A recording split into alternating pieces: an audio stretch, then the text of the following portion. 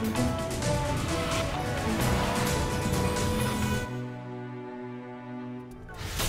sa pagtawag at sa pagpapadala ng mensahe, ngayon daw ang cellphone, gamit na rin sa kalaswaan. Ilang bahay at gusali ang bahagi na ng ating kasaysayan, pero ngayon nakatakdang maging alikabok ang mga ito sa ngalan daw ng pag-unlad. Usok na nakasusulasok mula sa isang pabrika, inirereklamo ng mga residente at dahil dito, agad naman itong ipinasara. Personal naming inalam. Sinaliksik ang bawat anggulo. Bawat detalye, kinumpleto. Ang lahat ng yan nakatala Sa Reporter's Notebook.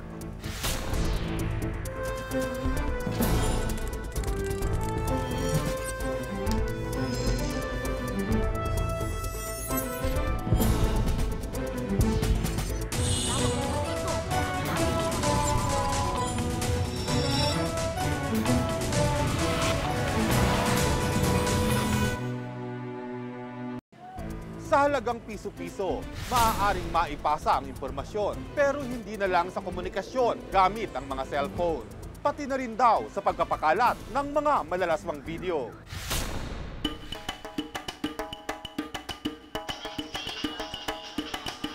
Nitong nakaraang linggo, nagsulputan ang iba't ibang sex video sa cellphone.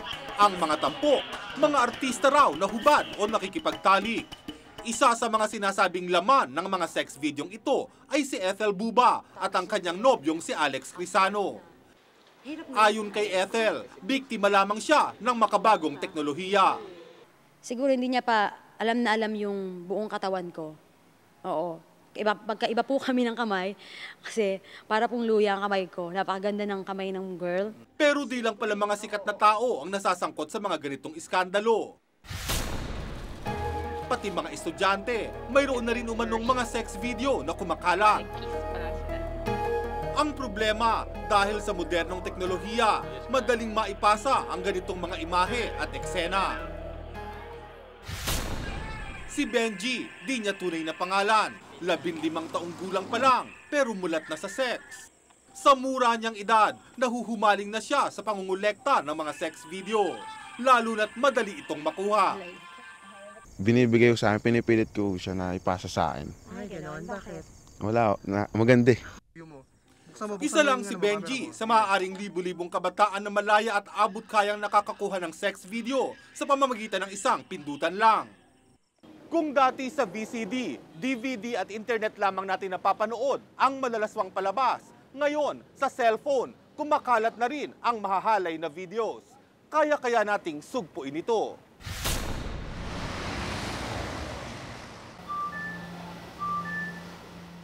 Si Councilor Greco Belhica ng lungsod ng Maynila ay isa sa mga nagsusulong ng pagpigil sa pagkalat ng kalaswaan sa cellphone. Nagiging problema natin dahil sa paglaganap ito, people are now starting to think that pornography or immorality or obscenity is acceptable in the society. Ang problema, wala pang ang batas na nagsasabing krimen nga ang ganitong gawain. Kaya proliferated yan dahil wala talagang body na nagre-regulate yan. Meron, depende sa taong...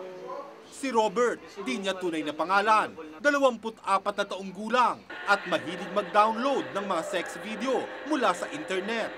Gamit lang ang Bluetooth ng kanyang computer, maaari na niyang ilipat sa cellphone ang mga sex video. Ngayon, pag pinakalat ko, pag pumunta ka sa mall, babayaran mo na siya. Pero gawa ko yun. Magugulat ako, meron akong gawa sa mall. Isang click lang daw sa isang search engine at lalabas na ang mga sex video na mabilis rin niyang maipapasa gamit ang cellphone. Paano mo mahuhuli? Mahirap hulihin, million yun. 10 million users, paano mo mahuhuli isa dun? Paano mo malalaman, may tuturo na ito yung gumawa sa 10 million na ito nagpalabas na ito. Ang cybercrime unit ng CIDG, aminadong hirap kontrolin ang mga sex videos na kumakalat ngayon. Sa kasalukuyan, mayroon lamang silang 50 taong tumututok sa mga aktibidad sa cyberspace. Ang source of difficulty namin talaga is yung kakulangan ng batas. Hirap na hirap talaga kami na magsampa ng kaso laban do sa mga criminal or syndicates no, na gumagawa ng ganito. This is the cyber bill. Ayon kay Congressman Simeon Quintanar ng Information Communication Technology Committee, kasalukuyan nilang pinag-uusapan at pinupulido ang panukalang batas laban sa cybercrime. Since this is now becoming very popular and very much in use, we have to come up with the appropriate cybercrime law to regulate this.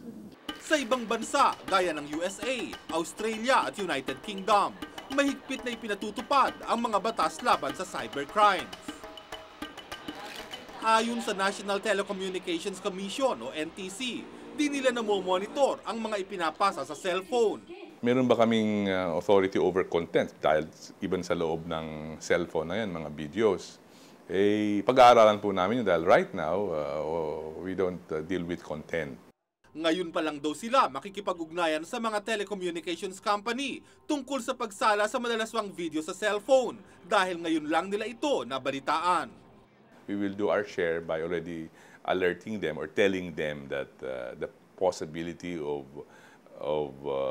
using their networks in distribution, widespread distribution of sex videos is possible. Sabi ng Globe Telecom, hindi raw pwedeng i-filter ng kanilang sistema ang mga MMS message. Dapat kailangan mo ng court order to do that. So you really have to respect the privacy of the individual, especially in private communications.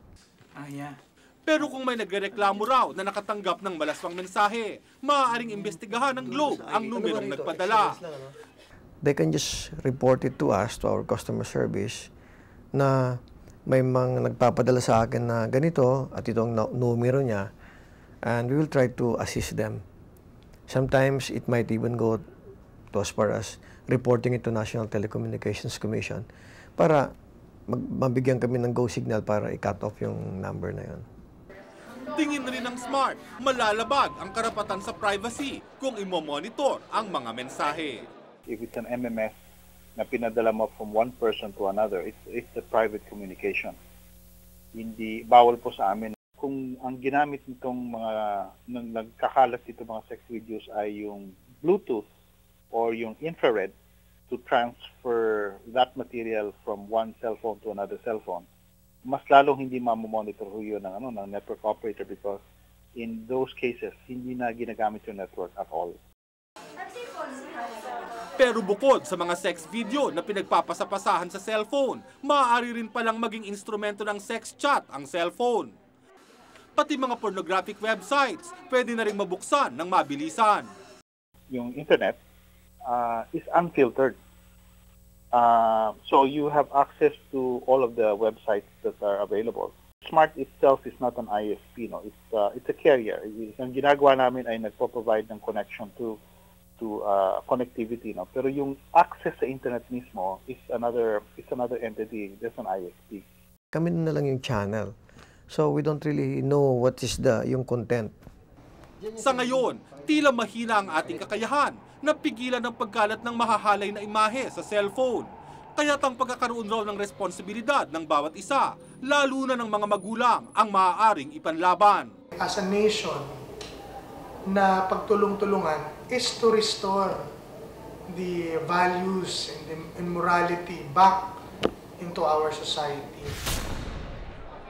Sa bilis ng pag-usad ng teknolohiya, madaling mapag-iwanan ang ating mga batas at kakayahang lumutas sa makabagong mga problema. Pero hanggang walang masusing nagbabantay sa pagkapakalat ng iba't ibang kahalayan, baka patuloy ng malulong sa bagong bisyo ang ating mga kabataan. Ako si Lars Santiago at ito ang nakatala sa aking Reporter's Notebook.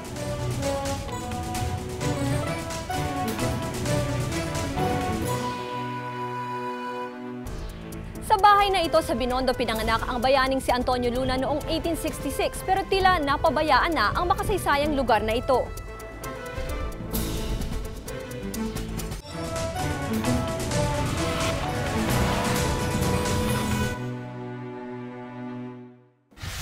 Isang pabrika ang nagbubuga raw ng usok. Itong itinuturong dahilan ng pagkakasakit ng mga residente sa paligid. Dahil dito, ipinasara ito noong nakaraang linggo. Ang tanong, bakit nabigyan ng lisensya ang ganitong pabrika? At may nagbabantay ba?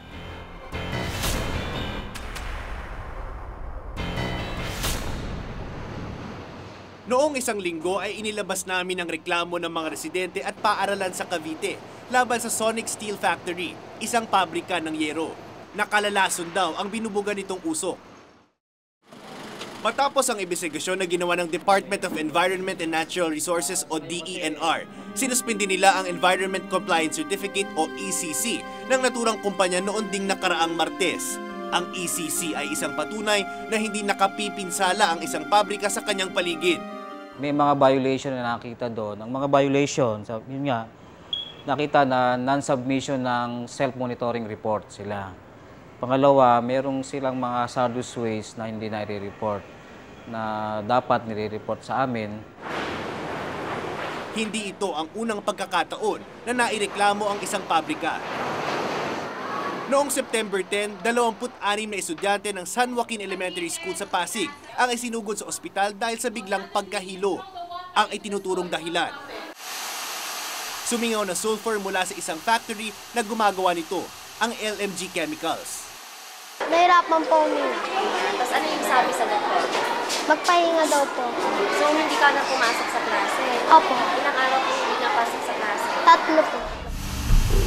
Dahil dito, noon ding September 13, pansamantalang ipinahinto ang operasyon ng kumpanya sa pamamagitan ng cease and desist order. Pero matapos ang 4 na buwan, muling pinayagang mag-operate ang LMG. Ito ay matapos magsumite ang nasabing kumpanya ng EMP o Environment Management Plan o dokumento na nagsasabing pinagbuti nila ang kanilang kagamitan.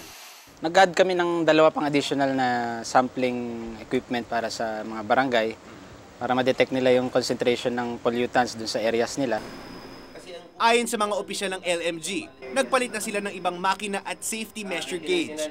Naglagay na rin sila ng monitoring equipment sa mga nasasakupang barangay para sukatin kung may lason sa hangin. Kahapon lang, lumabas na ang resulta ng pagsusuri ng DENR. Pasado ang LMG Chemicals. Hindi raw lampas ang pagbuga ng kumpanya sa tanggap na panukat. Pero ayon kay Alvin Cruz, isang independent environment engineer na gumawa ng pag-aaral sa LMG matapos ang pagsigaw ng sulfur noong nakaraang taon, kulang ang ginawang hakbang ng pabrika para tuluyang maiwasan ang naulit na nangyari. We saw some pollution control measures na hindi adequate to prevent it from happening again. Their emission of sulfur dioxide, which is very toxic to humans. Usually pagka nagkaroon ng problema yung... Wala raw sapat na panukat ang pabrika sa dami ng nilalagay na sulfur sa makina nito. Kaya ang maaaring resulta nito, ang muling pagsingaw ng sulfur. Bukas naman daw ang LMG sa payo ni Engineer Cruz. Ngayon, ang recommendation niya is parang additional safety feature na actually napag-usapan na namin with the multipartite monitoring team. Pero ang problema ay hindi lang sa pabrika. Ang tanong, bakit hindi ito nakita ng DENR? We noticed there are some discrepancies. Siyempre, let's put it this way, manpower inadequacy of government. So kung halimbawa NCR, ilan lang kami dito with thousands of industries. Ayon sa DENR, binubusisi muna nila ang isang pabrika bago ito bigyan ng ECC. May public hearing din sa mga apektadong munisipyo o barangay kung saan nakatayo o itatayo ang pabrika. Mahalaga kasi ang sumang-ayon ng komunidad bago mabigyan ng permit ang kumpanya. Pero ayon kay Atty. Ron Gutierrez, isang environmental lawyer na nag-aaral sa sistema ng DENR, marami raw mali sa polisiya ng ahensya. Una, ang public hearing sa mga barangay na apektado ay inoobliga lang sa bagong bubuksan na pabrika. At ang nagsarang pabrika na magbubukas uli at kumpanyang magkakaroon ng expansion, hindi na. Hindi na ito mandatory. Pero ayon sa ating saligang batas, ayon sa local government code, dapat magkaroon ng karapatan ang mga mamamayan, pati yung mga lokal na pamahalaan ng boses tungkol dito sa proseso na ito dahil ang pinag-uusapan natin, epekto sa kalikasan at lipunan. Kasi may mga projects na like expansion lang na wala naman masyadong impact doon sa community. So yung public hearing, hindi naman kailangan yan. Pero kung yung projects talagang may impact o may adverse impact doon sa community, then we cannot do away with the public hearing. Kailangan ng konsultasyon doon sa mga community. At isa pa, masyado ring mababa ang multa sa mga pabrikang pumalya sa operasyon. 50,000 lang ang pinakamataas sa multa. tila barya lang ito, kapalit ng buhay na maaaring maperwisyo. Kasi nung dati ang 50,000, malaki yan noong 1970s. Pero ngayon, 50,000, barya-barya nga lang. Sa tingin natin, no, dapat nga taasan na yan. Pero doesn't mean na pagka nag-violate ka, mumulta ka ng 50,000. Kasi kung sige-sige yung violation mo, o talaga yung violation mo there will be an adverse impact sa environment, hindi naman kami mag-hesitate na ipasuspend yung ECC at the same time, isuwan ka ng closure order. Ikatlo, pag lumampas sa 180 days ang itinakdang araw ng pagdedesisyon sa permit, ang pabrika ay tuturing ng aprobado. Ang problema dyan, pag hindi nila natapos to sa sapat na panahon, deemed approved. Sa makatwid, yung aprobado na kaagad. So ang kailangan lang nilang gawin, upuan, tagalan, at yun, ayos na. Maling-mali yun. Pagka naupuan niya at hindi niya inaksyonan, administratively liable siya doon. So yung aming tao mismo, kakasuhan namin, bakit niya inupuan yun. Pero ang pinaka-nakakatakot daw, nakasaad sa isang administrative order na self-monitoring na ang taong-taong inspeksyon sa mga pabrika. Ibig sabihin, hindi na ang mga taga-DENR ang nagsasagawa ng pagsusuri. Ayon kay Tony Gutierrez, kung ang pabrika mismo ang magmamonitor sa sarili nila, maaaring madaling mailusot ang mali sa operasyon. Pero merong isang napakahalagang kondisyon bago mangyari yan. Dapat maging malakas yung regulatory framework ng bansa na yon. Pilipinas ngayon, napakalayo natin bago marating yan. Yung aming tao mismo mag-check din. So maraming level of checking, validating, kung tama yung ginagawa nila report. Kasi sa tingin ko naman, hindi nila, this will reflect naman doon sa kanila pagka hindi totoo yung sinasabi nila. Mula 2003 hanggang 2004, may halos 18,000 permit ang nilabas ang DENR. Gumasta sila ng nasa 125 billion pesos para lamang dito, hindi pa kasama ang pasweldo sa mga nag-asikaso ng proseso. Marami mang napupunang buta sa mga kritiko sa sistema ng DENR. Sinisikap naman daw nilang ayusin at pag-igihin ang kanilang mga polisiya. Katunayan, pinaikli na raw nila ang processing period ng permit. Para sa large-scale factories, mula 180 days ay 120 days na lamang ito. Para naman sa medium at small-scale industries, mula 70 araw ay 60 araw na lamang ang proseso. Sa kasalukuyan, may 330,000 pabrika na ang nasampahan ng reklamo sa DENR. 158 dito ay naresolba na at 177 cases pa ang naghihintay ng resulta. Sana ay mas lalo pang higpitan ng DENR ang pagmomonitor at pagbibigay ng permit sa pabrika at iba pang industriya. Dahil sa huli, hindi maibabalik ang mga likas sa yaman na masisira at buhay na mawawala dahil sa mga mali at di pinag-isipang polisiya. Ako si Ralph Guzman at itong nakatala sa aking Reporter's Notebook.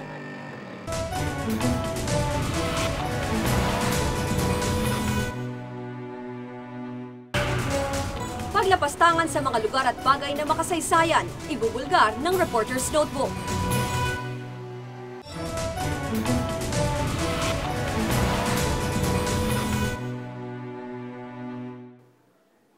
Mga makasaysayang bahay at gusali, pero kung tratuhin daw ay parang walang saysay. Kaya't ilang grupo ang tumututol para na raw nating tinalikuran ang kasaysayan sa ngalan ng modernisasyon.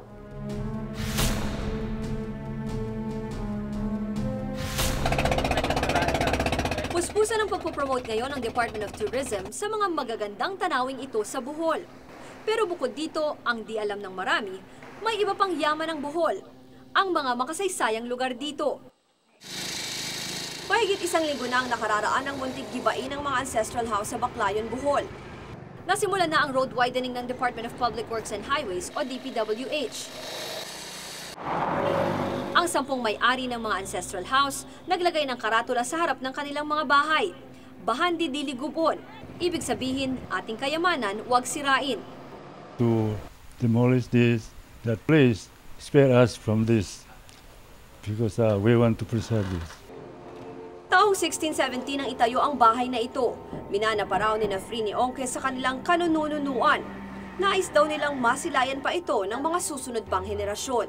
Kitan gud kaayo, dugay na guning among Juan, gisunod sa among ginikanan lang.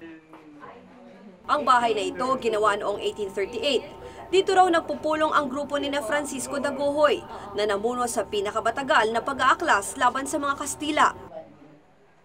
Kung tuluyang gigibain, minanang bahay at kasaysayan daw ang mawawala.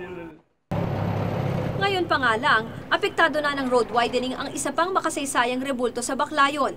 Nangangamba rin ang mga residente doon na ang susunod na maaapektuhan ay ang simbahan ng Baclayon, isa sa pinakalumang simbahang bato sa Pilipinas na itinayo noong 1596. Ayon sa DPWH Region 7, nagkaroon daw ng hindi pagkakaunawaan sa pagitan ng DPWH headquarters sa Maynila at sa district office nito sa Bohol. Desyembre pa ng nakaraang taon, tiniyak na raw ng DPWH Maine na di sasagasaan ng construction ang ancestral homes. Pagdating raw sa bahagi ng mga bahay, di nasusundin ang planong 20 metrong lapad ng kalsada para maiwasan ang mga historical site. Kaya lahat ng mga structure doon, old structure for that matter, hindi tatamaan, ligtas yun. Tila naguguluhan ang mga taga-Baclayon. Ilang buwan na ang nakalipas, binigyan sila ng isang dokumento ng DPWH District Engineer sa Bohol. Pero nito lang February 2, sumulat ang DPWH sa Department of Tourism na hindi gigibain ang mga ancestral house sa Bohol. Kung naideklara agad na historical sites ang mga lumang bahay, marahil hindi na nabalisa pa ang mga apektado. Kasi nga medyo maliit din ang pondo natin para maintain yung mga survey and documentation sa mga iba-ibang lugar. Ano? Trabaho ng National Historical Institute o NHI na pangasiwaan ang preservation at conservation ng mga makasaysayang lugar. Pinamarkahan nila ang mga ito ng mga plake bilang historical site. At kapag ang istruktura ay napabilang sa listahan, hindi ito maaaring galawin ng walang paalam mula sa NHI kahit na ito ay pribado. Sa bahay na ito sa Binondo pinanganak ang bayaning si Antonio Luna noong 1866 pero tila napabayaan na ang makasaysayang lugar na ito. Si Luna ay isa sa mga general na nanguna sa paglaban sa mga Kastila. Mahigit 100 taon na ang bahay na ito. Malaking bahagi na ang nasisira. Ginawa na raw bodega ang loob nito. Ayon kay Rene Luis Mata, isang conservation architect, may mga mali sa ginawang pagkumpuni sa bahay. It should be maintained and they should be given incentives to maintain this structure. Like yung mga gamit, di ba hindi na natin ginagamit yung ganyang... Oh, you give advice to them. Oh, construction materials, technology, we have to give them. If not, they will resort to modern materials. Like what they did here? Yeah. Yung ginawa nila dito, sir? Hindi dapat eh. We should use the original materials of the time. Halos 200 struktura na sa buong bansa ang itinuturing na historical sites. Aminado ang NHI. Hirap sila sa pagsubaybay sa mga historical site. Kapos daw sila sa pondo. Mahigit 6 na milyong piso ang pondo ng ahensya kada taon. Kasama na rito ang gasto sa restoration at maintenance. Bukod dito, ang multa sa paglabag ng PD 1505 o ang batas tungkol sa preservation at conservation ng historical sites ay nasa 1,000 hanggang 10,000 piso lamang at pagkabilanggo ng 1 hanggang 5 taon. Ayon sa isang opisyal ng NHI, wala pa raw silang napapakulong. Hindi ganun kalakas. Ano? Kaya nga dapat talaga inaayos pa namin yung aming IRR ng PD 1505 kasi panahon pa ni President Marcos yan. So to strengthen it? Yes, to strengthen it. Tulad na lamang sa kaso ng tinatayong gahiganting monumento ni Lapu-Lapu sa Rizal Park. Una munang nirekomenda ni Senator Richard Gordon ang pagtatayo nito noong February 2004 ng Tourism Secretary pa siya. 18 milyong piso ang gagastusin para rito, napopondohan ng mga Koreano. Ito raw ang tatawaging Sentinel of Freedom. Ito ang Asian version ng Statue of Liberty. Sentinel of Freedom nga eh. Nakabaon yung kanyang espada. Huwag kang papasok dito ng mandirigma ka. Kundi bubunutin namin ng espada, lalaban namin yung pagkalayaan namin. Pero taas ang kilay ng ilan. Dapat siya lang palakihan kay Lapu-Lapu. Bakit nila nilagay dito sa Luneta? Teritoryo ito ni Rizal eh. Pinagpatuloy pa rin ng DOT ang pagtatayo ng statwa sa kabila ng resolusyon ng NHI na nagdedeklarang iligal ito. Ayon kasi sa NHI, mga rebulto lang dapat ni Rizal at iba pang bayani sa Bagong Bayan ang maaaring itayo sa Rizal Park. Pero kung mag-iikot ka doon, makikita mo ang mga statwa ni Raha Sulaiman, Diosdado Macapagal at iba pang rebulto. Dahil nakalusot o napalusot ng NHI ang mga ito, tila mismo ang ahensya ang lumabag sa dapat sana'y mahigpit na pinatutupad nitong batas. Ganito kaganda noon ang istasyon ng tren sa Paco, Maynila. Makasaysayan ito kasi tayo sa Pilipinas ang nagkaroon ng unang release ng tren sa Asia. Pero ngayon, animoy binagsakan ito ng bombang galing sa Tora-Tora. Pinag-iba ito noong panahon ni dating Pangulong Ramos. Base sa orihinal na plano, gagawin itong isang mall. Hindi sila nagko-conserve. Binubuldosa nila, sinisira nila. Mas maganda, mas mura, mas makakatipid ka kung magagamit ka ng original structure sa plano mo, sa original na plano ng halimbawa dito, mall. Ang dating grandiosong istasyon, tila ibinaon na sa kapabayaan. Ayon kay Architect Paulo Alcazaren, miyembro ng Heritage Conservation Society, hindi imposibleng pagsabayin ng modernisasyon at pagpreserba sa mga lumang struktura. Mahalaga raw ang mga minana nating struktura at disenyo ng bahay, galing man sa Kastila o Amerikano. Kabilang kasi ito sa cultural identity natin bilang mga Pilipino. Pag nawala yan, hindi na yan maire-reconstruct. Kahit anong gawin mo, forever gone yan. Isa ring dahilan kaya mahirap pangalagaan at ipagtanggol ang mga lumang struktura ay ang kakulangan sa heritage architects. Sa ating bansa, 6 lang sila. At habang pinagsisikapang ibalik sa dating anyo ang ilang lumang struktura, may ilan na naiiba na ang silbi. Sa Intramuros, ilang restaurant ang itinayo sa ibabaw mismo ng makasaysayang pader. Ayon sa Heritage Conservation Society, nilabag nito ang Presidential Decree 1616 kung saan dapat na pinoprotektahan ang makasaysayang pader. Makikita rin sa paligid ng Intramuros ang ginawang golf course, malayo sa dati nitong itsura. Ang mga pamana sa atin ay dapat inaalagaan at pinapahalagahan. Kung ano kasi tayo noon, konektado sa kung sino tayo ngayon. Sana, huwag nating pabayaang mabaon na lang sa limot, kapabayaan at kawalang pakialam ang ating kasaysayan. Ako si Ruth Cabal at itong nakatala sa aking Reporter's Notebook.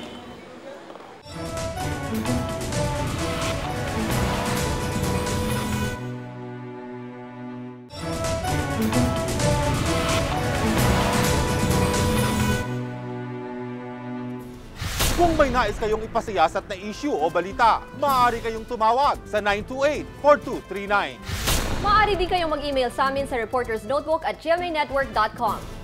Para sa malalimang pagtingin sa mga issue at balita, samahan kaming muli sa susunod na Martes. Ako si Ralph Guzman. Ako si Ruth Cabal. Ako si Lars Santiago. At ito ang Reporter's Notebook.